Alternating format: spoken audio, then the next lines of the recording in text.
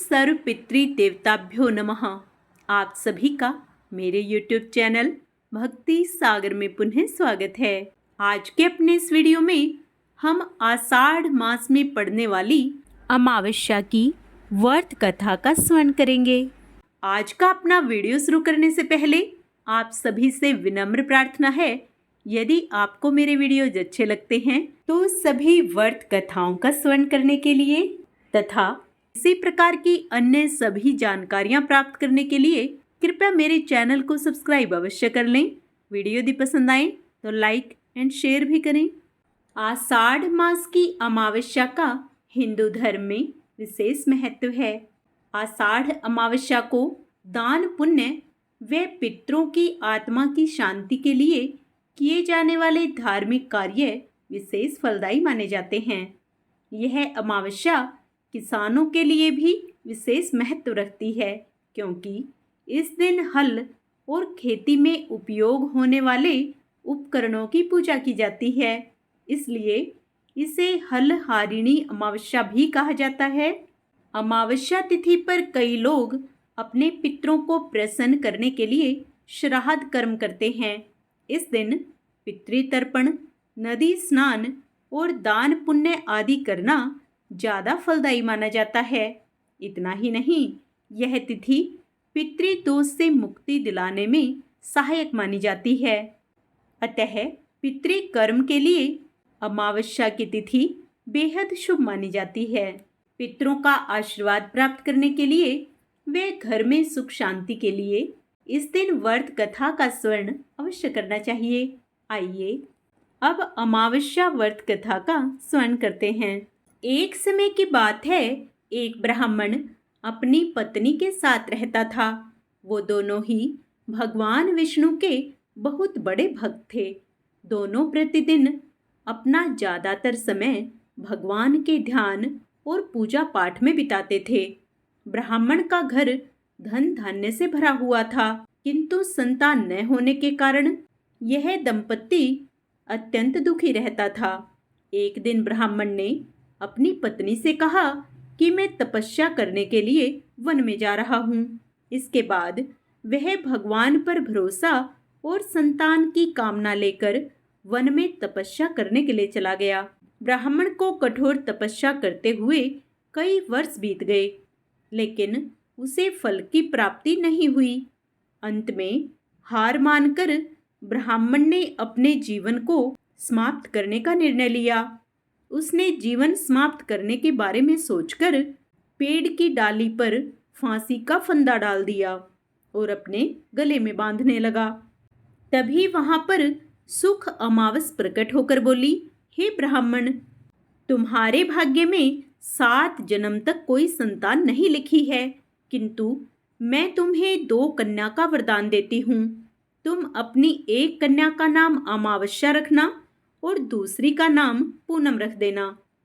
तुम अपनी स्त्री से कहना कि वह 1 वर्ष तक सुख अमावस्या का व्रत रखे और अमावस्या के दिन 1 कटोरी चावल भरकर उस पर दक्षिणा रखकर दान कर दे। सुख अमावस्या की बातें सुनकर ब्राह्मण घर आया और ये पूरा वृत्तांत उसने अपनी पत्नी को सुनाया। सुख अमावस्या के आदेश अनुसार ब्राह्मणी ने व्रत रखना आरंभ कर दिया। कुछ दिनों बाद ब्राह्मण के घर में 2 कन्याओं का जन्म हुआ, जिनमें से एक कन्या का नाम अमावस्या और दूसरी का नाम पूनम रखा गया। जब ब्राह्मण की दोनों बेटियां बड़ी हुई तो ब्राह्मण ने उनका विवाह कर दिया। बड़ी बहन अमावस्या धार्मिक प्रवृत्ति की थी। वह काफी समय भगवान की पूजा और धर्म कर्म में व्यतीत करती थी। इसके विपरीत पूनम भगवान को बिल्कुल भी नहीं मानती थी।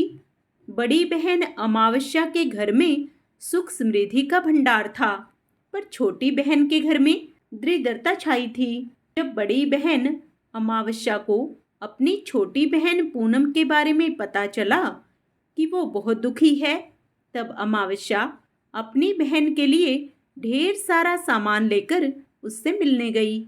छोटी बहन के घर पहुंचकर अमावस्या ने उसे 1 वर्ष तक सुख अमावस्या का व्रत करने की सलाह दी।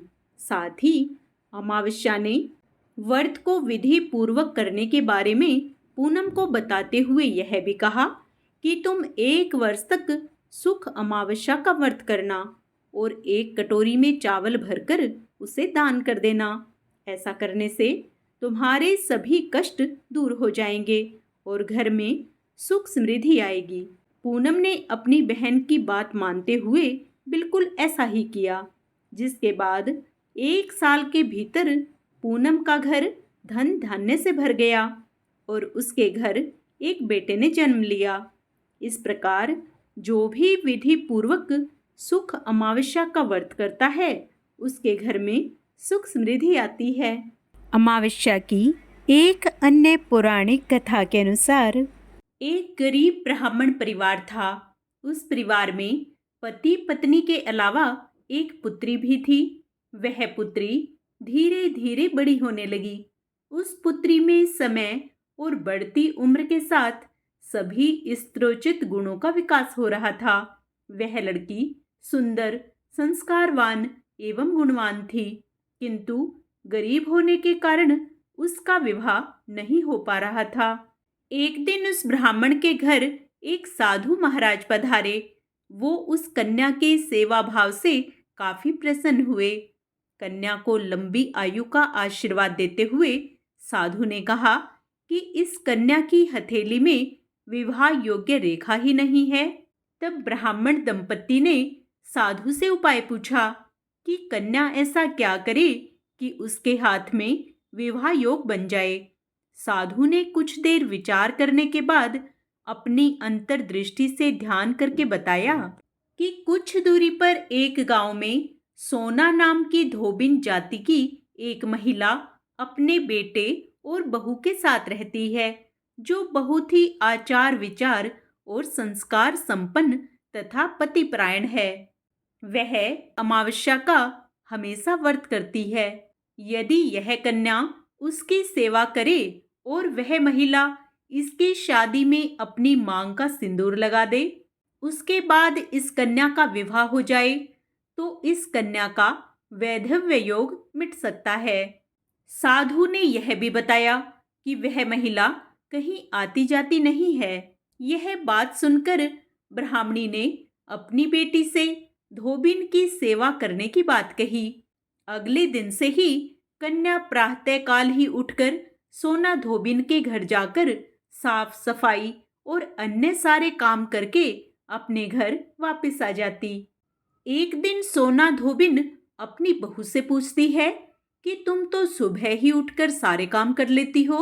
इस पर बहू ने कहा, माँ जी, मैंने तो सोचा कि आप ही सुबह उठकर सारे काम खुद ही खत्म कर देती हैं। मैं तो देर से उठती हूँ। इस पर दोनों सास बहू निगरानी करने लगी कि कौन है जो सुबह ही घर का सारा काम करके चला जाता है। कई दिनों के बाद धोबिन ने देखा कि एक कन्या मुंह अंधेरे घर में आती है और सारे काम करने के बाद चुपचाप चली जाती है। जब वह जाने लगी तो सोना धोबिन उसके पैरों पर गिर पड़ी और उससे पूछने लगी कि आप कौन हैं और इस तरह छुपकर मेरे घर की चाकरी क्यों करती हैं। तब कन्या ने साधु द्वारा कही गई सारी बात बताई। सोना धोबिन पतिपरायण थी, उसमें तेज था। वह तैयार हो गई। सोना धोबिन के पति थोड़ा अस्वस्थ थे। उसने अपनी बहू से अपने लौट आने तक घर पर ही रहने को कहा। सोना धोबिन ने जैसे ही अपनी मांग का सिंदूर उस कन्या की मांग में लगाया, उसका पति मर गया। उसे इस बात का पता चल गया। वह घर से निराजल ही निकली थी। यह सोचकर कि रास्ते में कहीं पीपल का पेड़ मिलेगा तो उसे भंवरी देकर और उसकी परिक्रमा करके ही जल ग्रहण करेगी। उस दिन अमावस्या का दिन था। ब्राह्मण के घर से मिले हुए पुए पकवान की जगह उसने ईंट के टुकड़ों से 108 बार भंवरी देकर 108 बार पीपल के पेड़ की परिक्रमा की और उसके बाद जल ग्रहण किया। ऐसा करते ही उसके पति के मुर्दा शरीर में वापस जान आ गई। धोबिन का पति वापस जीवित हो उठा।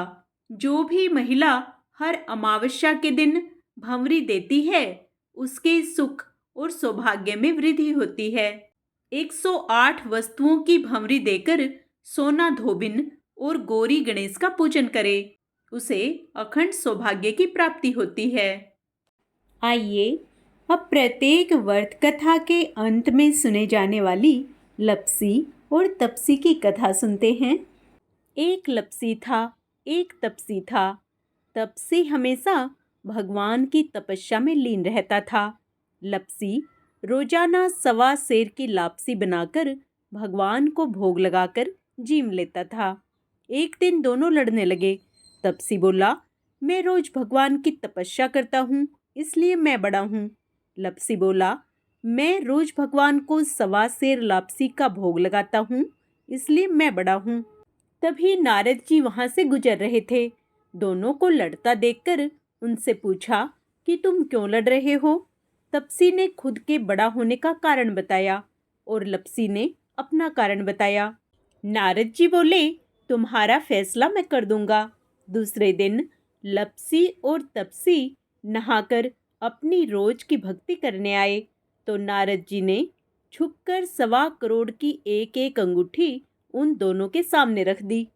तपसी की नज़र जब अंगूठी पर पड़ी तो उसने चुपचाप अंगूठी उठाकर अपने पैर के नीचे दबा ली। लप्सी की नज़र अंगूठी पर पड़ी, लेकिन उसने ध्यान नहीं दिया। भगवान को भोग लगाकर लापसी खाने लगा। नारद जी सामने आए तो दोनों ने पूछा कि कौन बड़ा। तो नारद जी ने तपसी से खड़ा होने को कहा। वो खड़ा हो गया और उसके नीचे दबी अंगूठी दिखाई पड़ी। नारद जी ने तपसी से कहा, तपस्या करने के बाद भी तुम्हारी चोरी करने की आदत नहीं गई, इसलिए लप्सी बड़ा है और तुम्हें तुम्हारी तपस्या का कोई भी फल नहीं मिलेगा। तपसी शर्मिंदा होकर माफी मांगने लगा। उसने नारद जी से पूछा, मुझे मेरी तपस्या का फल कैसे मिलेगा। नारद जी ने कहा, यदि कोई गाय और कुत्ते की रोटी नहीं बनाएगा तो फल तुझे मिलेगा।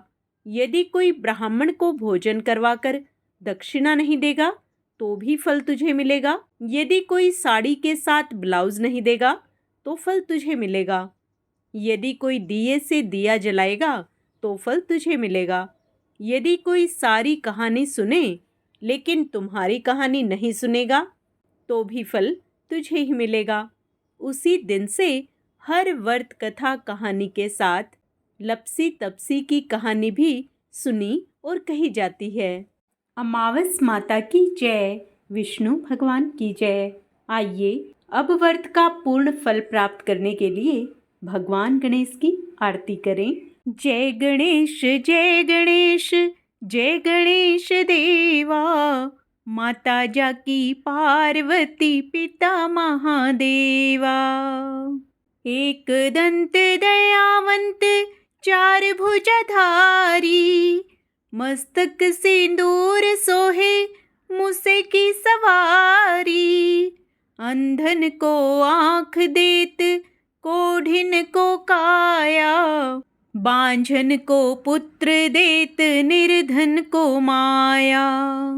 जय गणेश जय गणेश जय गणेश देवा, माता जाकी पार्वती पिता महादेवा।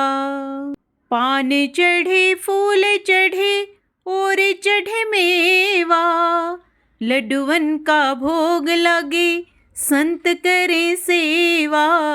जय गणेश जय गणेश जय गणेश देवा, माता जाकी पार्वती पिता महादेवा। कामना को पूर्ण करो शंभु सुतवारी, कामना को पूरा करो जाए बलिहारी। जय गणेश जय गणेश जय गणेश देवा, माता जाकी पार्वती पिता महादेवा। ओम गणेशाय नमः।